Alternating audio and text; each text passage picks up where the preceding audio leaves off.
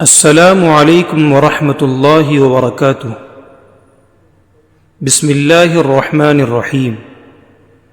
محترم ناظرین، آج کے اس ایپیسوڈ میں ہم سیکھیں گے بیداری کے بعد کے آداب۔ ادب نمبر 1، جلدی سے بیدار ہونا۔ حضرت اشعث رضی اللہ تعالیٰ عنہ فرماتے ہیں، آپ صلی اللہ علیہ وسلم جب مرغ کی بانگ سنتے تو کھڑے ہو جاتے اور نماز پڑھتے۔ ادب نمبر 2، نیند کا خمار اڑانے کے لیے آنکھوں کو ملنا۔ حضرت عبداللہ ابن عباس رضی اللہ تعالی عنہما اپنی خالہ حضرت میمونہ رضی اللہ تعالی عنہا کے گھر رات گزارنے کے واقعے کو بیان کرتے ہوئے فرماتے ہیں، پھر آپ صلی اللہ علیہ وسلم بیدار ہوئے تو آپ نے نیند دور کرنے کے لیے اپنے چہرے پر ہاتھ پھیرا۔ ادب نمبر 3، اللہ کی نعمت پر شکر ادا کرتے ہوئے اٹھنے کی مقبول دعائیں پڑھنا۔ حضرت حذیفہ بن یمان رضی اللہ تعالیٰ عنہ فرماتے ہیں، اللہ کے نبی صلی اللہ علیہ وسلم بیدار ہونے کے بعد یہ دعا پڑھتے، الحمدللہ الذی احیانا بعدما اماتنا والیہ النشور۔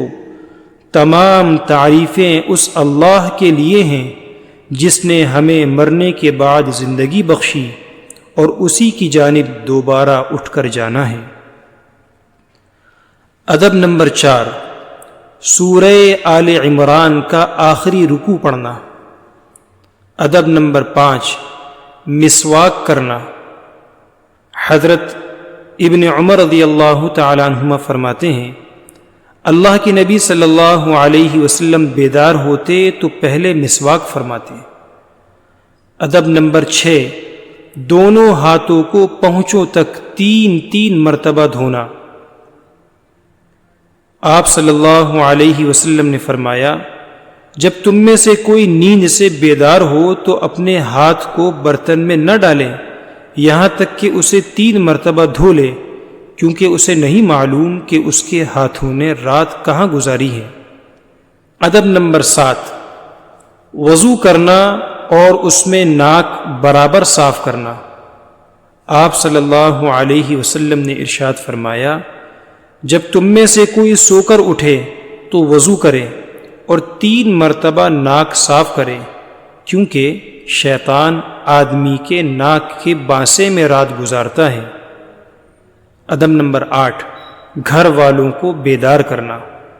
آپ صلی اللہ علیہ وسلم نے ارشاد فرمایا، جب کوئی شخص رات کو بیدار ہو اور اپنی بیوی کو بھی بیدار کرے اور دونوں 2 رکعتیں پڑھیں تو مرد کا نام کثرت سے ذکر کرنے والوں میں اور عورت کا نام کثرت سے ذکر کرنے والیوں میں لکھ دیا جاتا ہے۔ ادب نمبر 9، نماز پڑھنا۔ آپ صلی اللہ علیہ وسلم نے ارشاد فرمایا، جب آدمی سو جاتا ہے تو شیطان اس کی پیشانی پر 3 گرہیں لگاتا ہے اور ہر گرہ پر یہ کہتا ہے، تو سو جا، رات بہت لمبی ہے۔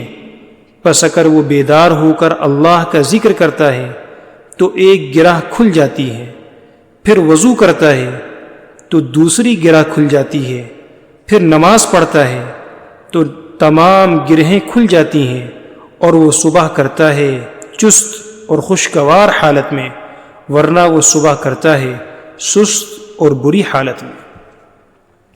محترم ناظرین، یہ سو کر اٹھنے کے بعد کے 9 آداب قرآن و حدیث کی روشنی میں آپ حضرات کی خدمت میں پیش کیے ہیں۔